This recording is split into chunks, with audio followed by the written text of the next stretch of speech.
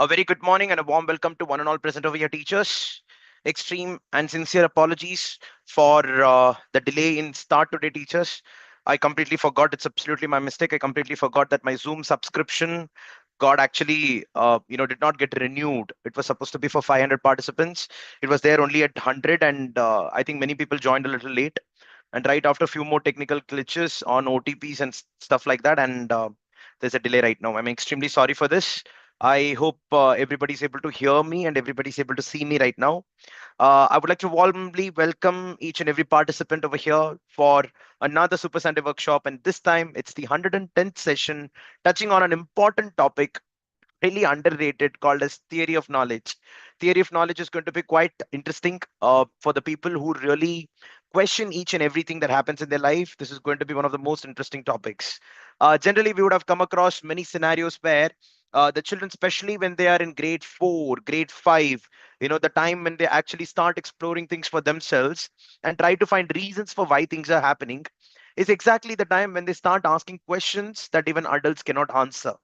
For example, one of the questions generally the students ask is, why is sun white in color in the day and probably orange and yellow in the night, or probably in the evenings or early mornings, something like that? And why is grass green, or why is the oceans blue? Blah blah blah. All such documents, all such questions keep coming from the students. In fact, theory of knowledge, if I have to summarize in a single statement, it's quite a complex topic. In fact, when we talk about theory of knowledge, the more you know, the more complex it gets. So suppose if I say something right now in the first 10 to 15 minutes and you have understood that, that means you better just shut this off and go. It's better, because the more we get into it, you'll be like, more questions keep coming. So it's a quest for unanswered questions. I'll repeat it. It's a quest for unanswered questions. So when we talk about all these questions related to children, when they ask about it, it is completely to the level where you start questioning the actual theories. If you have children in that particular age category who keep on questioning you on your existence itself, it's a wonderful. Recently, I came across a parent where the elder son, the elder child is actually around 2.5, 3 years old, and he got a sister delivered right now, baby sister.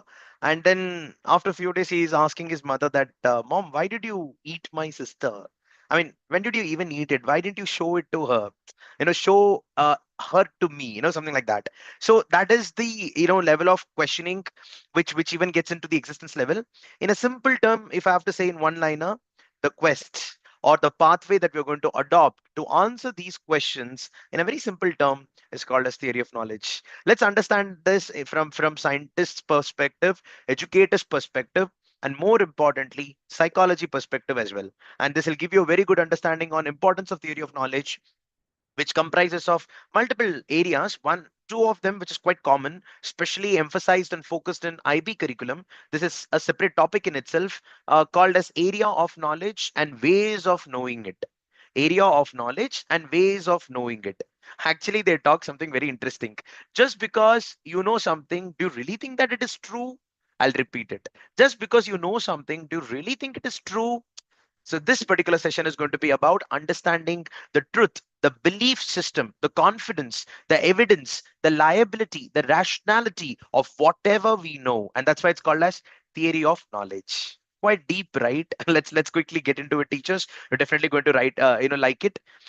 There are a lot of areas where you can actually pick some notes on, and I would request everybody to watch this again once or twice on the YouTube, so that you get a very good grip on it. There are multiple videos on theory of knowledge here and there. I think that itself will give you a good clarity. However, this will be a compilation of everything. Yeah. Let me share my screen, teachers. Let me share my screen. And for that, great, great. Here we go.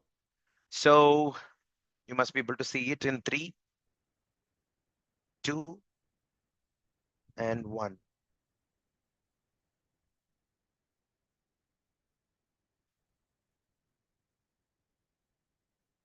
Come on.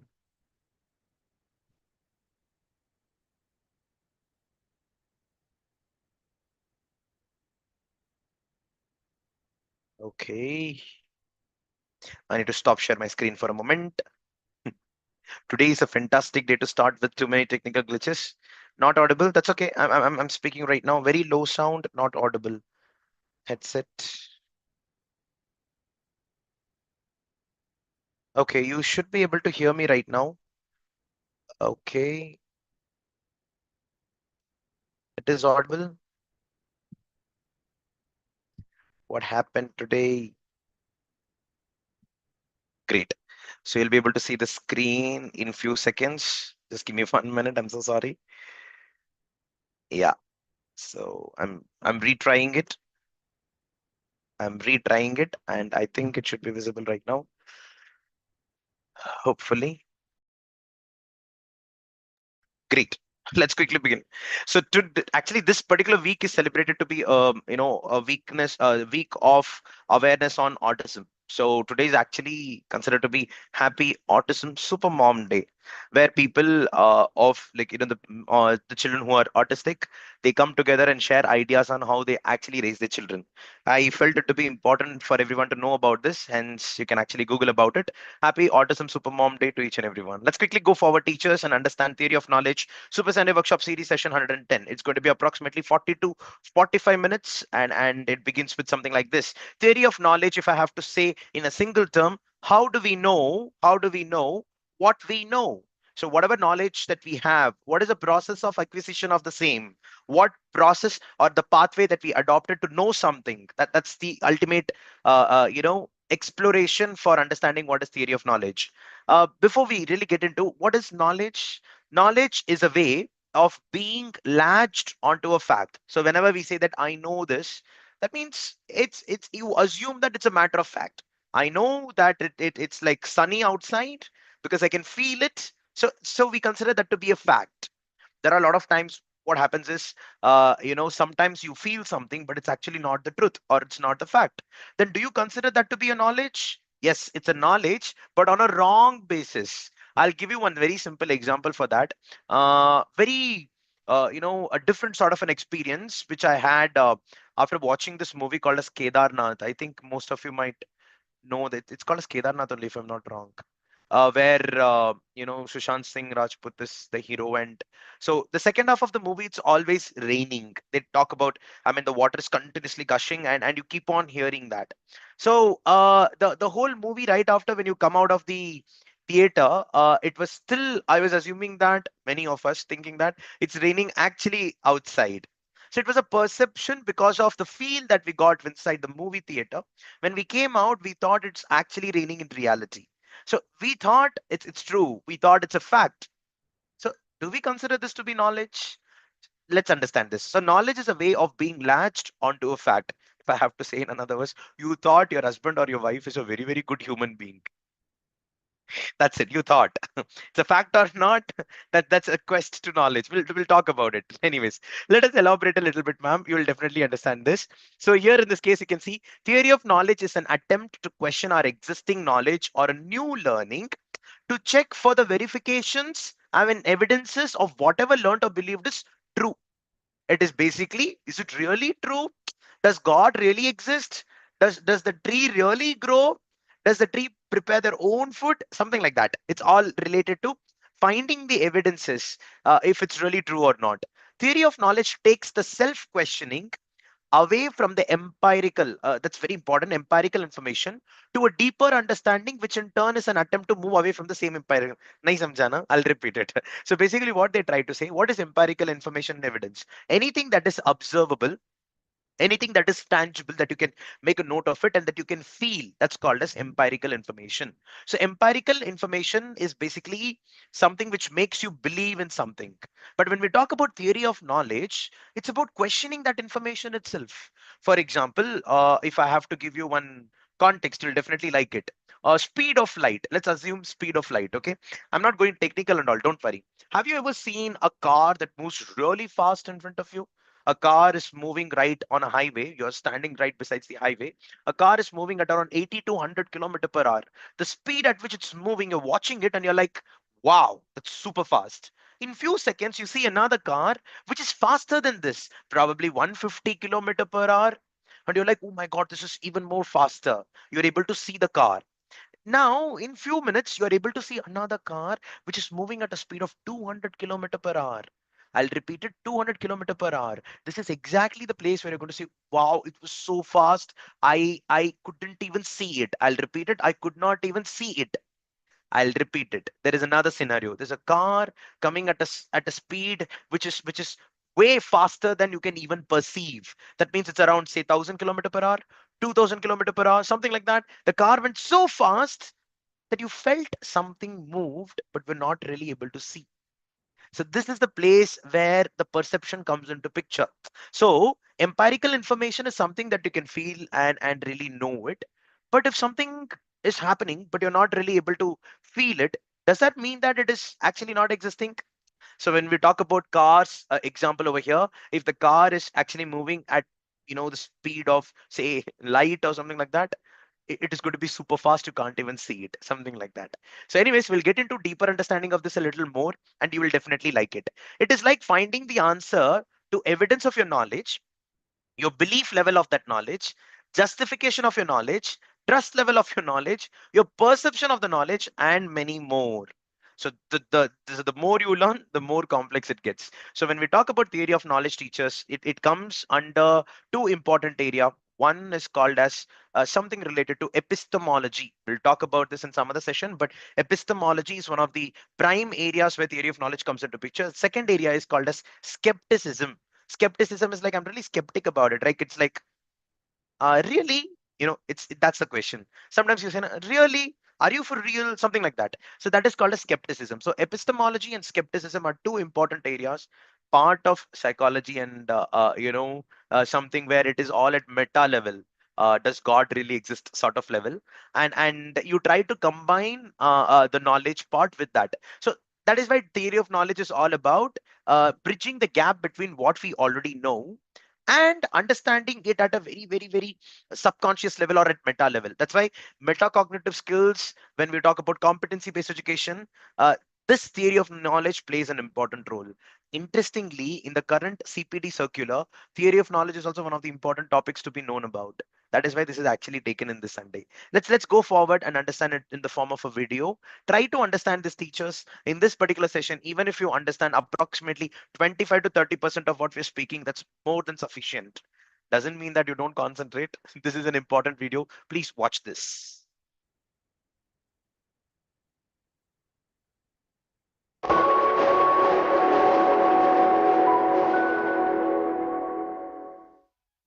My name is Jennifer Nagel. I teach philosophy at the University of Toronto, and today I want to talk to you about knowledge. Knowledge is something human beings naturally crave. We spend a lot of time and effort trying to gain it, for example, by watching videos like this one. We also have natural instincts to keep track of what other people do and don't know in order to make sense of what they are doing.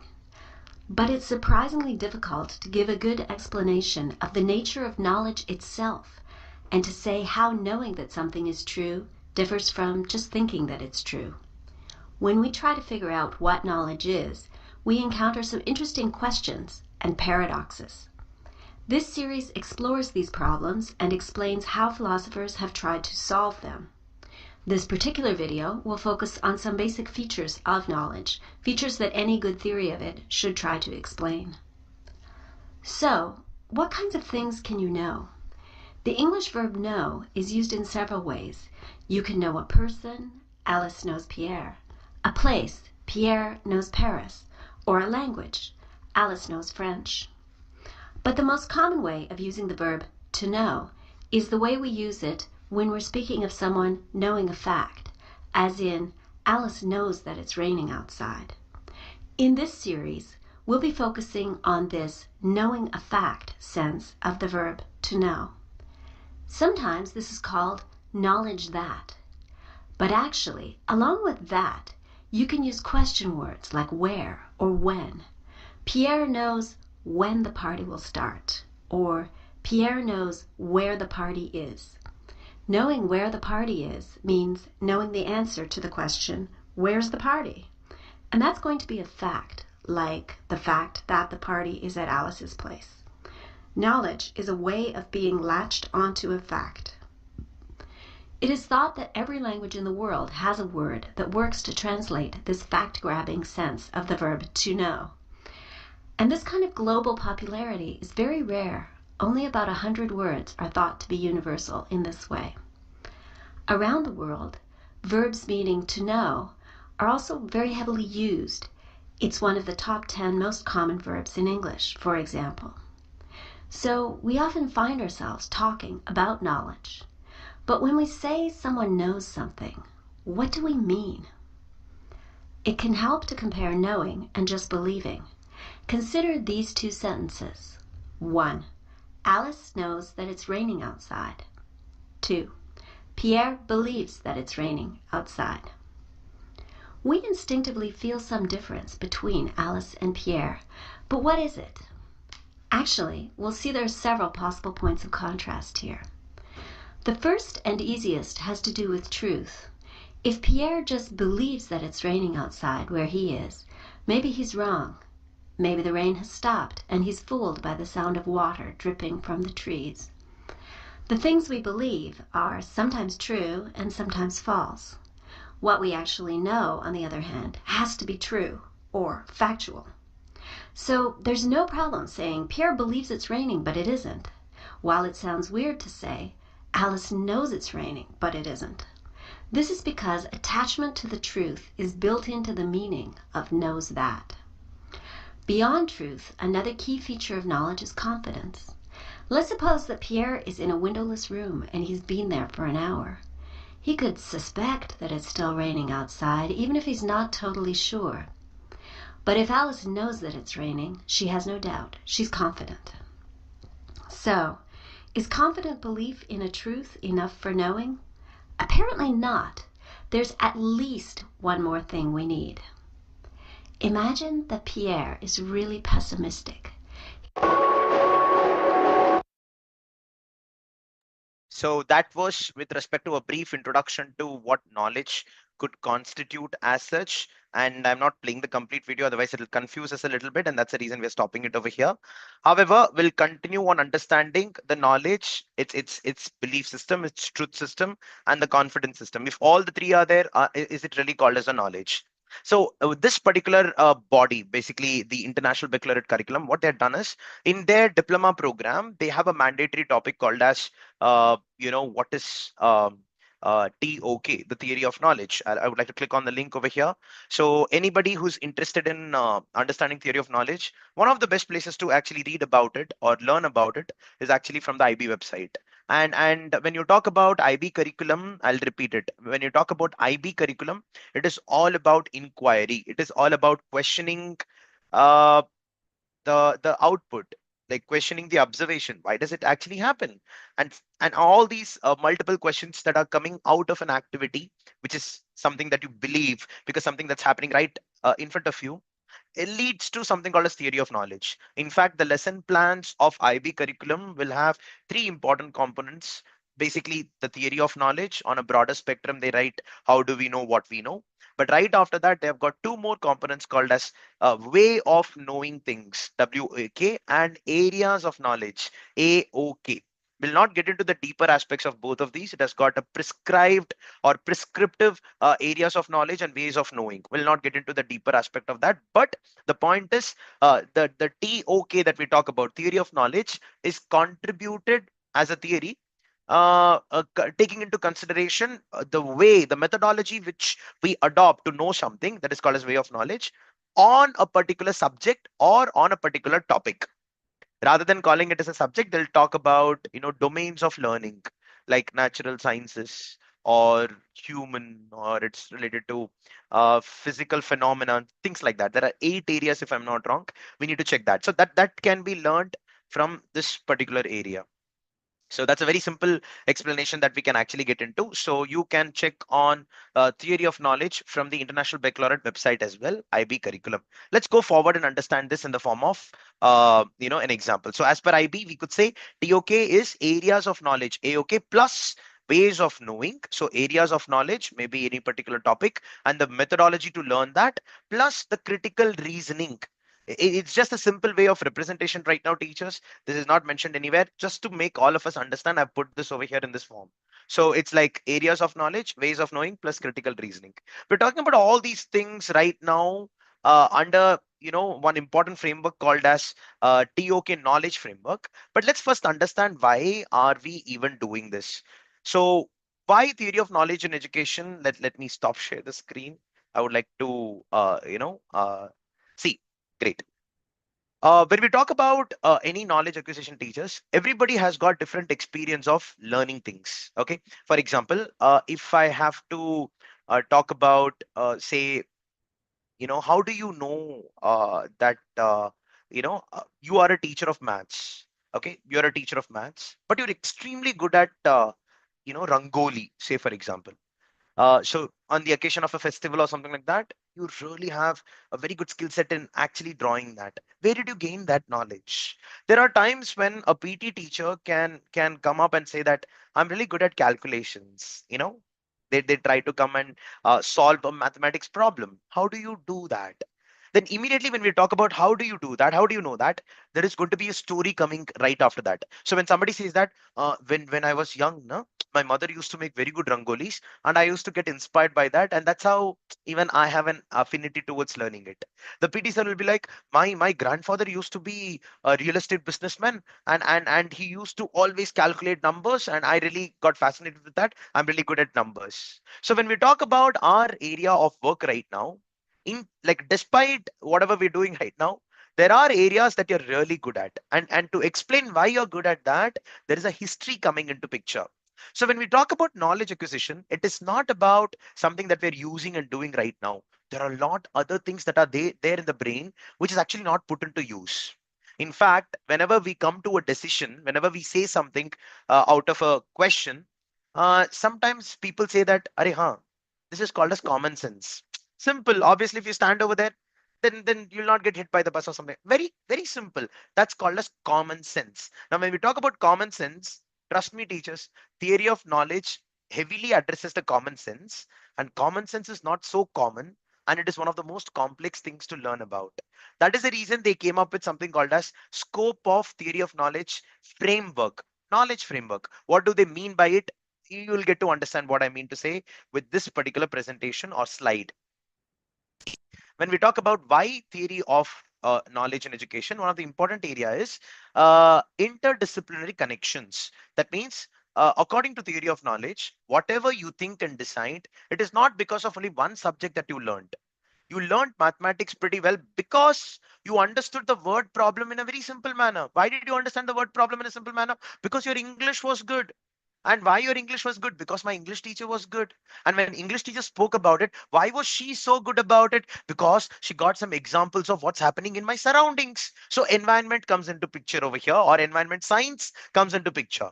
Each and everything that we learn in our life is connected. Everything is connected. The school system has completely spoiled it. I'm just exaggerating the situation.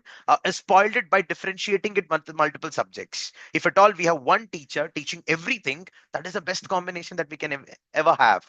Just an exaggeration, okay, just to make it true for this particular scenario, but that cannot happen. Right after that, interdisciplinary connections ke baad, there is something called as media literacy. Now what do you mean by media literacy? It is about source of information. I say sun rises in the east and sets in the west. Do you really believe in that? Now that's called as media literacy. Now children will be like, I believe in that. Why? Because it's written in my textbook, and my textbook cannot be wrong. That's called a source of information. So the knowledge that you're acquiring, it is also testing from where I've learned that particular information. What is the credibility of that particular information? That is the reason teachers these days, whenever you read a newspaper article, it is very difficult to trust the information. Every newspaper article is owned by a political party, and depending on their narrative about their ideologies, they write the newspaper.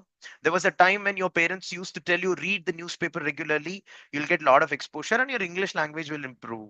However, the same parents who are grandparents right now, kind of, they say that don't watch the news, like, on the latest news, and don't get carried away with all the news that are actually present in the newspaper these days. They're completely manipulated. So this is exactly the place where the source of information comes into picture, and that's why they call it media literacy. So theory of knowledge addresses interdisciplinary connections. It also addresses media literacy. It addresses something called as assessment skills. Now this is not about questioning what you've learned, it is about questioning yourself on what you know about it. See, they say that light is called as an electromagnetic wave. Now, why do we call it as an electromagnetic wave? There is no electricity in light. There's no magnetism in light, but still light is falling under this category, right? Why? That's assessment skills. The way you ask question to yourself and try to figure out the answer. That is also called as metacognition skills. I think you remember that, right? We'll understand that in a little more detailed way. Then you have got something called as inclusive teaching. Now, inclusive teaching is about understanding the perspectives of different region and culture. Say, for example, do you know that when somebody passes away, people actually dance? I'll repeat it. I'm just taking an example that that can be resonated very well. I'll repeat it. It's like whenever somebody passes away in Tamil Nadu, I've seen many cultures, even in my family. It is like there is a tradition of drum beats and the people actually dance. Then it's just not in Tamil Nadu. It's there in Kerala as well, Andhra, but not really so common in the northern part of the country. The dance is not there. Then if you actually get into the detail of it, you will also see that even in the African subcontinent, the people actually dance. There's literally a meme on that, if you know. Four people come in a suit and there is a music to it. I do not know if you know that. Now, the moment you talk about this culture or this custom over here, and when you talk about something related to a practice, there's a strong reasoning curiosity that gets triggered among the students. Why does that actually happen? Why do people actually dance after somebody passes away? It's a sad event. How can that really exist? Then there is a study on that. That is why it is called as inclusive teaching. The ability of someone to come up with reasons not only from your region or your perspective but from multiple areas. That's where culture and history comes into play. So whatever knowledge we acquire, even if it's English grammar, there needs to be a history associated with that.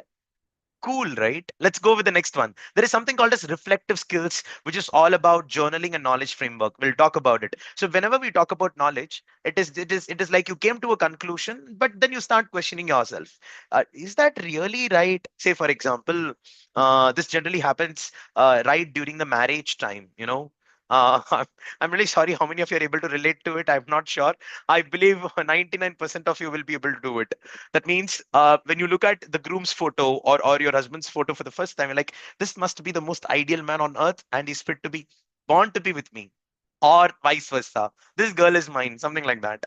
And that's basically, you have already decided. But you know what? Until the marriage, now I'm talking about arranged marriage. Okay. So until the marriage date, there'll be always some questions like, is that really the right girl?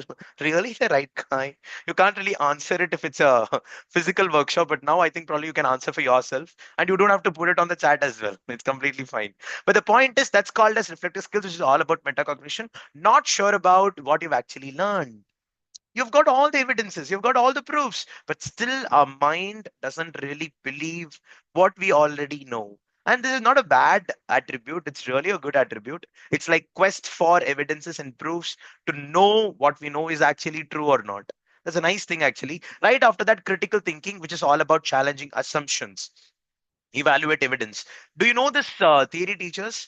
If at all there is a very big basketball, which is you try to answer this question, it is dropped from the building top. Okay, it's dropped, and there is a feather. Let's assume it to be a peacock feather or something like that, and you drop that as well. So basketball and the peacock feather both dropped from the top of the building. It needs to come to the ground. Which will come first to the ground? The basketball and the peacock feather. Which will come first to the ground? Okay, okay. Some people say ball, some people say the feather.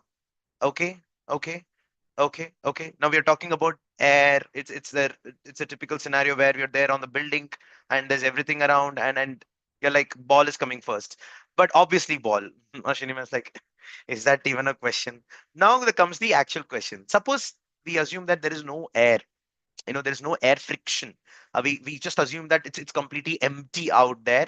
We're still standing on the top of the building. Now we are dropping the basketball and the feather simultaneously at a time. Now tell me which will come first.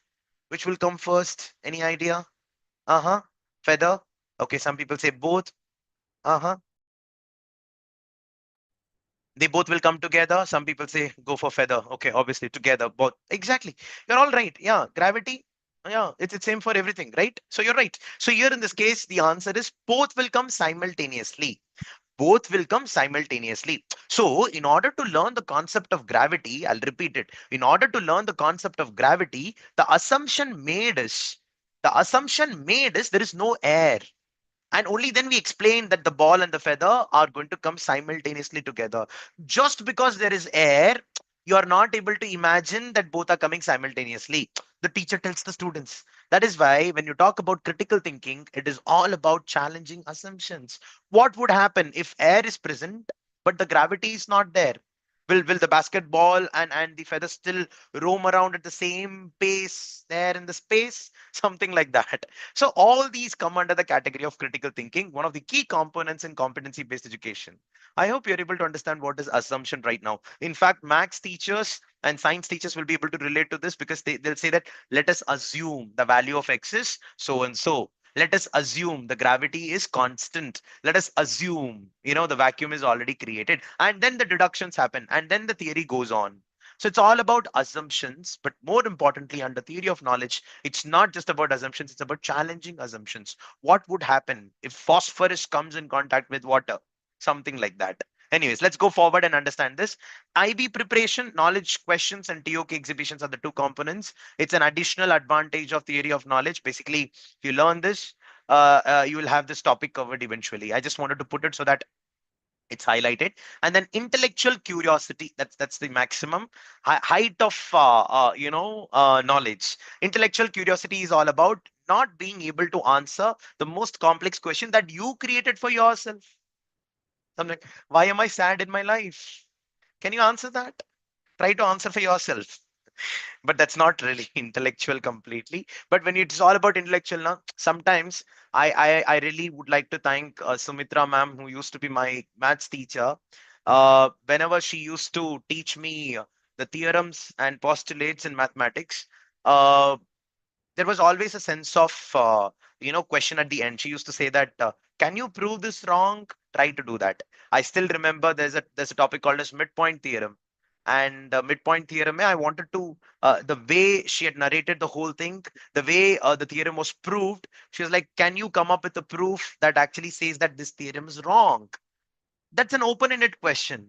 And that triggered curiosity in the field of mathematics, and I loved.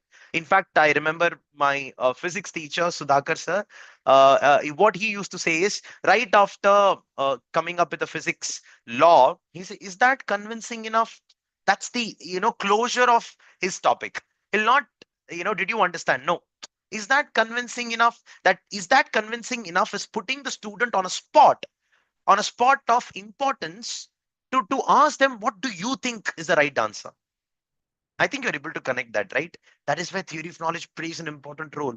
So it's about intellectual curiosity triggering, it's about interdisciplinary connections, it's about media literacy, assessment skills, inclusive teaching, reflective skills, critical thinking. These constitutes to comprises of everything that a teacher can do in the class. I'll repeat it. Something concrete information is already present in the textbook. Everything that happens beyond that is called as theory of knowledge. It's not really mandatory for us to get into theory of knowledge in every period in a class, but for every chapter, at least one period, if it is dedicated to it, who knows, the children chooses that subject domain as a career. Could be the case. That's why theory of knowledge is very, very important. Let's quickly understand as the last part of theory of knowledge framework components. What exactly this is all about, you'll understand this in few minutes and you'll definitely like it. See this, what we say is theory of knowledge may there are four components to it. Something called a scope of teaching and learning. Second is concept and language. Third is methodology, and fourth is historical development and links to personal knowledge. So when we talk about scope of a particular topic, say I would like to teach a topic of the World War I or French Revolution or something like that. So right after that, a teacher will know where to start with and where to end. That's called as boundaries. I can't go beyond that because my class doesn't demand that or it's not required. So who sets the boundary for this? Is it the teacher? No, the curriculum framework by the government of that particular country. So whenever you talk about theory of knowledge, you really can't have a chain cut somewhere in the between, because it's a connected event. Everywhere it is connected. It starts from you, it starts within you, ends within you. Probably it ends or it never ends, something like the spiral shape, it'll never end, something like that. However, from curriculum perspectives, from period execution perspectives, we are in a position to scope it and set the boundaries. That is why we write the learning outcomes. That is why we write the learning objectives of each and every period. So that's called a scope. Scope also talks about purpose, why we are learning this chapter in this grade, and it also talks about that particular knowledge application in real life. You're learning simple machines because you're seeing that every day. You're learning artificial intelligence because that's going to be the future of the world. That's the reasoning part of applications. That's called a scope. Right after scope, you've got something called as concept and language. Now, this is very important. Whenever we learn something, it is all about the right words. We can't use randomly some words for everything. For example, uh, generally during parent teachers meeting, I remember my father calling every child, "No, this fellow is extremely exceptional." I'll repeat it. This fellow is extremely exceptional. The next child comes, again the same dialogue, extremely exceptional. Next child comes, again the same dialogue, extremely exceptional. That means that particular gentleman did not know any other word, but he knows that this particular child possesses the quality of probably discipline. The other child is probably good with academics. So for all those things, you're calling out as one word, which is actually not the right thing. So every concept will have their own jargons. Every concept will have their own terminologies, which is very important to establish. That is why concept and language plays an important role. The same topic of light reflection and refraction can be taught to 11th and 12th standard student at the same time that can be taught to even a grade 1 student. What really creates a difference? The language. Let's go to the next component. That's called as methodology. What kind of methods do you actually use to communicate that? So we call that as validation.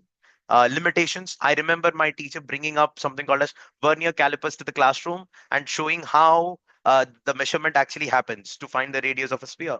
And there is something called as so in fact, max teachers bring the whole instruments. They show it to the students. They make them believe by looking at it, right? Now the students have to question on that, and that's why it's called as methodology, validations and limitations. Next, let's go to historical development and links to personal knowledge. According to theory of knowledge teachers, this is quite interesting. And the last component, anything that we learn keeps on changing. It could be a science concept, it could be a maths concept, it could be social or English. Forget about social, it is everyday changing. Forget about computer science, it's changing even now, right now as we speak. So historical development and links to personal knowledge is something that theory of knowledge would like to address each and every time. Let us take an example of this and then conclude the session, teachers. You'll get a very good picture. So theory of knowledge framework applied to light. Reflection is the chapter. I'll repeat it. Light reflection. Natural sciences area of knowledge. So according to IB curriculum, the topic area of knowledge is actually called as natural sciences. Let's understand this. The scope. So here the scope, boundaries, purpose, application. You remember? Let's understand this. What is the focus? Studies how light bounces off surfaces governed by the law of reflection. That is angle of incidence equal to angle of reflection. Within optics, a branch of physics. That is the scope. This is the boundary. I can't go beyond this. I don't want to teach anything else. That's called as the scope. That's the focus area. What is the purpose? To explain and predict light's behavior in natural and engineered systems. Example, mirrors and lenses. Now, this is the learning outcome that you're expecting. Right after that, you've got applications that you're going to talk about, which is real life oriented. Used in telescopes, cameras, solar panels, and art. Example, lighting techniques. Art. Did you expect this? It's about camera angles and then lighting should also be present, right? Shadowing and all these things. That's why IB curriculum now I like. They won't teach light using a convex lens. They'll teach using a camera. So it's altogether a different learning experience. I really wish, I had the opportunity to learn IB way a little early in my life. So Montessori way of education, all these attributes towards to this kind of learning. Anyways, let's go to the limitation. It focuses on physical properties, not subjective or metaphysical aspects of light. So this particular chapter in this particular scope, if I have to talk about our NCRT books, it does not really talk about metaphysical aspects of light. That means metaphysical aspects, probably people say that there is light in you. You radiate light. Your face glows. Now they don't say face glows because you just wash your face with the latest face wash that's there on the advertisement. No, not that. They call it as stages. You remember? I think Tejas is a word that's used very commonly in a lot of Hindu mythologies, and I think even the others for that matter. This is the next level. We are not supposed to go over there, but theory of knowledge expects us to go over there. Let's understand the second aspect of light, which is called as concept and language. It is about reflection. Next is angle of incidence and angle of reflection.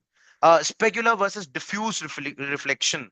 Then normal. Normal is that 90-degree line that all of us know. What are the language? Precise terms. Example, ray, Snell's law, mathematical notation, that theta, sine theta by sine I by sine r. It's called mu, refractive index. All these are language. Influence, standardized language enables global collaboration but can exclude non-expert. That means don't really use technical terms and things like that. But the point is risk of confusion with be there. That means the word reflection that we actually use is not only for light's reflection, sometimes also for self-reflection. Reflect on yourself. You're actually wrong. Something like that. So this is called as the concept and language under this particular topic. Nice, no? See, scope is completely different. Concept and language is completely different. The next area, methodology, it's common that all of us know. For example, observation, light on mirrors. You begin the class with that, right? Do you know that when you look at the mirror, you see your face? Why? Because the light is touching you, it is touching the mirror, it's coming back to you, you're able to see yourself. Experimentation, there are some games with the mirrors that the people generally use and they try to do it. Then mathematical modeling, ray diagrams that you draw on the notebook, all these are methodology to learn light reflection. Tools is mirrors, lasers, spectrometers, simulations, etc. You can use it. Anyway, strength and limitations, let's not get into it. It's unnecessary deviation. Finally, what is so historical about light? Let's understand this. So actually, when you see it's Euclid mentioned about geometric descriptions of reflection long time back. Then Allison in Middle Ages said that experimental foundation for optics. This is the time where the sun's light used to be concentrated to a particular city and town. Then Newton, Huygens talked about integrated reflection into light theories, which is all about the current theories that we have. Quantum optics and electromagnetic theory, advanced applications like lasers, these are the latest. Now, when we talk about electromagnetic theory, quantum optics, it also talks about internet. All these things. That's it. Then personal knowledge is your understanding of, the light. Basically, you are able to see mirrors, you see yourself, you did some experiments on the class, and you're able to see something called as photography, connect personal learning to specific principles. Cultural views, mirrors and art shape perceptions. You remember, even in a sari, there used to be time, I think mostly in Gujarat, Rajasthan area, the attire used to be with lot of mirrors. Yeah, when you look at someone, you look at your own reflection, the way you look at someone. Nice, no? That's with respect to cultural views. When we were researching about it, we did not even expect for a chapter of light reflection, we will be connecting with cultural views of light. So this is completely interdisciplinary. Forget about inter. It's completely cross-disciplinary. Did not even expect that it's going to come. That's it. This is the historical development. So why? Okay, theory of knowledge. I'll annotate and sorry. I'll click here. I click delete, clear all drawings. That's it. That's it. So this brings us to again the summary of the same teachers. I would like to take one more example and quickly finish on it, which is under grammar, which is human sciences. AOK's basically areas of knowledge. Then you have got under grammar focuses studies the rules of governing English sentence like syntax and morphology.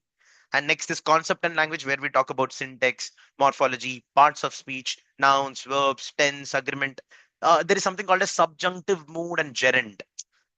These are the tough words, concept and language. Under methodology, observation, the way you speak, descriptive analysis, comparative studies, all these come under methodology. Then right after that, you have got historical development. It starts from Sanskrit grammar, Panini, influence in Western linguistics, then Latin grammar shaped English rules, then prescriptive grammar books like Murray's, English grammar. Then you've got descriptive in linguistics and corpus analysis track evolving usage. All these are actually present in MA English as well. So I directly put that over here. Personal knowledge is like learning through education, family, or social interactions, writing emails, or talking to someone. Experiences like mastering grammar or navigating dialects connect to linguistic knowledge. What are the key components? Evolution, from prescriptivism to descriptivism. Anyways, let's not get into the details, teachers. Just wanted to get in touch with you on this simple topic called as simple, no, not at all, theory of knowledge. One of the most sought out topics according to me. If a teacher is there in India and would like to really explore their length and breadth of teaching skills, really interested, really motivated, I would humbly request you to get into theory of knowledge. First 15 minutes, you would have understood like almost everything. Like, I'm getting it. But in the later part, little by little, you'll be like, what is he saying? What is this? What is that? If that's the kind of impression that you're carrying right now, that means this session is successful. I would request you to dig into this little more, teachers. It's approximately 5 to 6 hours, a detailed session. If it's there, you'll be able to understand theory of knowledge, and that will lead you to from concrete knowledge and information to meta level is always about questioning the nature in itself. What is the guarantee that you're all listening to me right now? It's the question, something like that. That brings me to the end of the session, teachers. Thank you so much. I hope you got it simple just about what exactly theory of knowledge is. We'll talk about this in some other format in another session about knowledge. What are different types of knowledge, by the way? Procedural knowledge, something like that. Descriptive knowledge, something like that. Factual knowledge, something like that. But in eventual sessions. But anyways, the next session will be something related to values education. If I'm not wrong, I need to check with my team. You can check the website by tomorrow or day after tomorrow. You'll be able to see the next Super Sunday workshop details. So that brings me to the end of the session, teachers. Great interacting with one and all. Thank you so much. I'll meet you in the next Super Sunday workshop. Until then, Jai Hind and bye, everyone.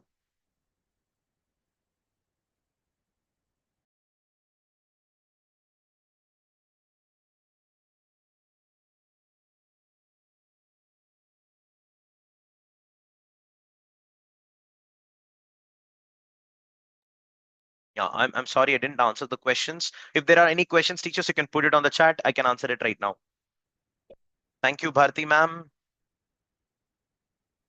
Thank you, Debashri ma'am. Sharbani ma'am, concrete knowledge is the original one. Are you sure about it? That's theory of knowledge. Okay. Thank you. Thank you. We have just opened the doors of theory of knowledge. I would frankly say in this session, we did not even open it completely. It's a nice topic. Need to get into the details. If there is anybody out there who has done a little bit of theory of knowledge in the past, I would request you to please comment and question.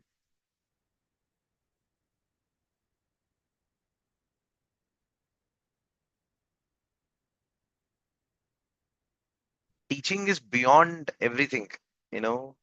It's not like you have a textbook, you take your pen and diary, you prepare the lesson plan, go and start conducting the class, have this ability instilled among the students to get 100 out of 100. That's the shortest form of education, I would say, after looking into theory of knowledge.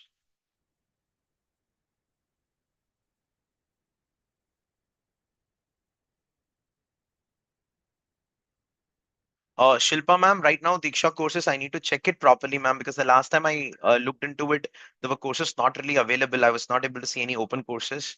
So I need to check it, ma'am. I'm sorry. Like, I need to have some time. I'll look into it and get into it. Yeah, sure. I'll talk about it.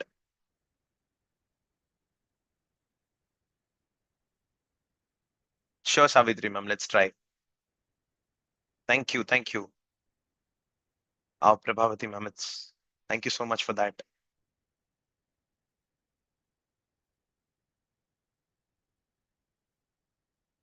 Sure. We'll do a session on puberty, adolescence, basically adolescent education. Yeah, it's there. It's there.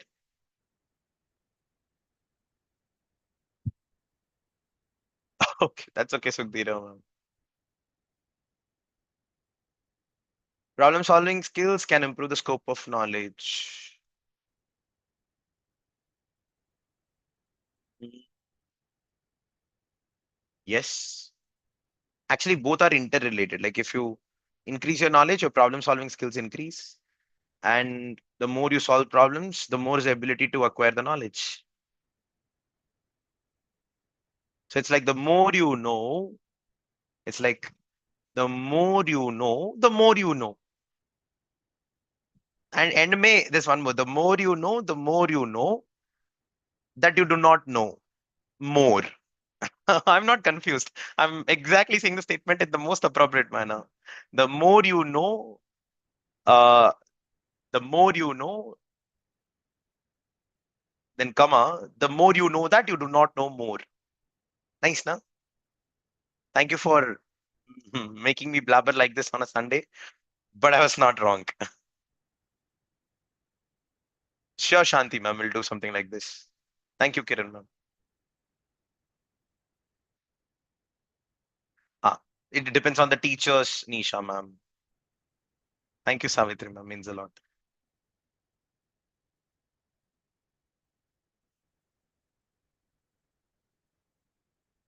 And the more you gain, the more you know that you do not know more. So, धन्यवाद, Dr. Neva. Thank you so much. Exactly, Seema, ma'am, you're right.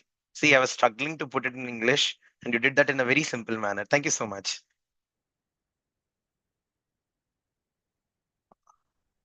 Nothing like that, Dr. Siveshwari, ma'am. No, we don't have any course as such like that. Dhanyavad, ma'am. Thank you. Thank you. No, no, no tongue twister and all. Thank you. Thank you. Oh, is that so? Thank you, Girish, sir. Thank you, Bini, ma'am. Good to see you. Thank you, Ritu, ma'am. Yeah, you're right. Courses are available on IB website. Oh, is that so? Okay. The ma'am was asking a course on science subject, something else. Great. I would like to conclude the session, close on it by apologizing again that right in the beginning there were too many technical issues today. We'll ensure it doesn't get repeated again. Thank you very much. Have a good day, teachers. Spend time with your family. Have a super Sunday. Bye, everyone.